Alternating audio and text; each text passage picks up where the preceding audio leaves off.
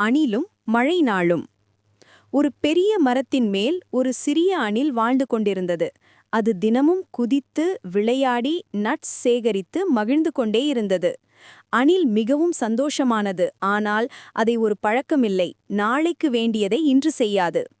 ஒரு நாள் வானம் கருமை படர்ந்து காற்று பலமாக வீச ஆரம்பித்தது.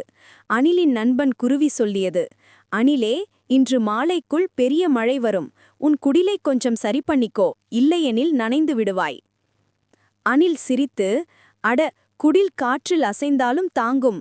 விளையாடி முடித்த பிறகு பார்த்துக்கொள்கிறேன் என்று சொல்லி மீண்டும் விளையாட ஆரம்பித்தது. சிறிது நேரத்தில் மழை கொட்டிக்கொண்டே பெய்ய ஆரம்பித்தது.